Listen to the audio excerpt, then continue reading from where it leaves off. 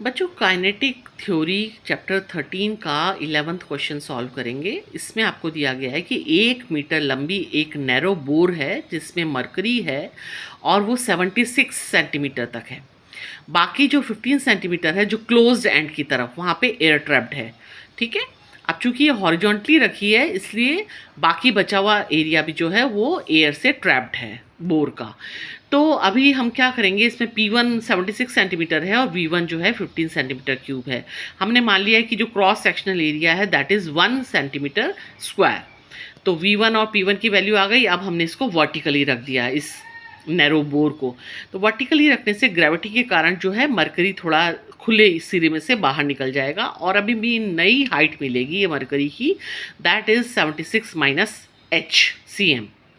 और जो एयर की हाइट नहीं मिली है वो है 24 प्लस एच cm। पहले 24 थी टोटल, अब उसमें और एच भी प्लस हो जाएगा क्योंकि वो जो बाकी जो मरकरी निकल गई है वो किससे ट्रैप हो जाएगी, अब एयर से।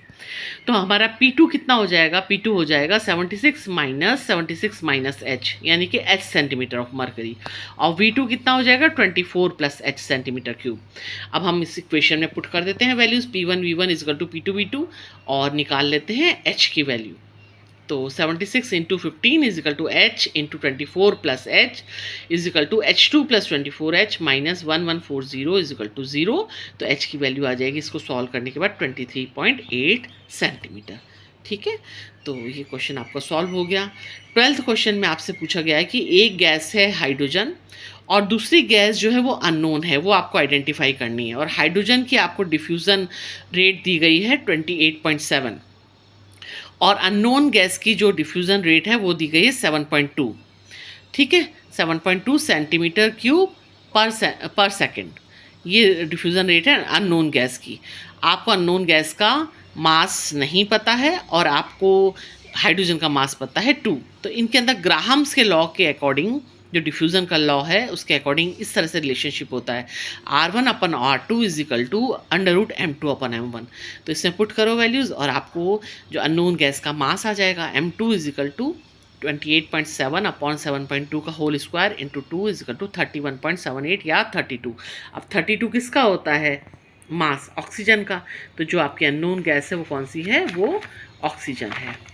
क्वेश्चन नंबर 13 में आपको बोला गया है कि according to the law of atmosphere इस तरह से एक इक्वेशन दी जाती है ना।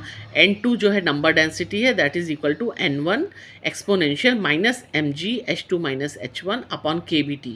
ये क्या है बच्चों, ये H2 हाइट है ऊपर जाने के बाद और H1 हाइट है नीचे। तो इस तरह से जब आप ऊपर नीचे से ऊपर जाते हैं तो किस तरह से जो डेंसिटी है वो कम होती जाती है, वो इस इक्वेशन से दी जाती है। तो आपको कहा गया है कि अगर कोई किसी लिक्विड में सस्पेंशन है तो जो सेडिमेंटेशन इक्विलिब्रियम है वो किसी लिक्विड कॉलम में इस इक्वेशन से दिया जाता है। तो ये कैसे प्रूव करोगे, ये कैसे इसको एस्टेब्लिश करोगे कि ये इक्वेशन फॉर सेडिमेंटेशन इक्विलिब्रियम सही है। ये according to the Archimedes principle आपको पता है कि जब कोई भी लिक्विड में हम किसी ऑब्जेक्ट को या सस्पेंडेड है कोई ऑब्जेक्ट तो उसका जो एक्चुअल वेट है उसमें से हमको वेट ऑफ लिक्विड डिस्प्लेस को माइनस करना पड़ेगा, है ना। मतलब हमें उसका अपेरेंट वेट यूज़ करना पड़ेगा। तो अपेरेंट वेट को हम इस तरह से लिख सकते हैं, weight is equal to mg। तो mg को हम रॉ vg लिख सकते हैं ना, mass is equal to density into volume. तो अपेरेंट वेट कितना हो जाएगा, rho vg minus rho dash vg। Rho dash क्या है, डेंसिटी ऑफ लिक्विड। ठीक है ना। तो अब हम इसको रॉ माइनस रॉ डैश बाहर ले लिया और vg। अब हम इसको ऊपर नीचे अगर रॉ से मल्टीप्लाई करें तो हम vg रॉ को हम mg लिख सकते हैं। तो हमारे पास जो हमारी इक्वेशन थी उसके लिए हमें नई टर्म्स यूज़ कर ली हमने, क्या, minus mg raw minus rho dash upon raw. और ये Na और R कहाँ से आए, ये Kb को हमने चेंज किया है कि Kb is equal to R upon Na होता है ना। अब हमें इसको R अपॉन Na को यूज़ करना है तो नीचे R आ जाएगा और Na ऊपर।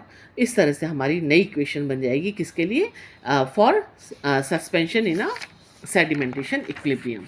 क्वेश्चन नंबर 14 लास्ट क्वेश्चन है। इसमें आपको कुछ एलिमेंट्स दिए गए हैं, उनका एटॉमिक मास दिया गया है और डेंसिटी दी गई है और आपको उनका साइज़ निकालना है।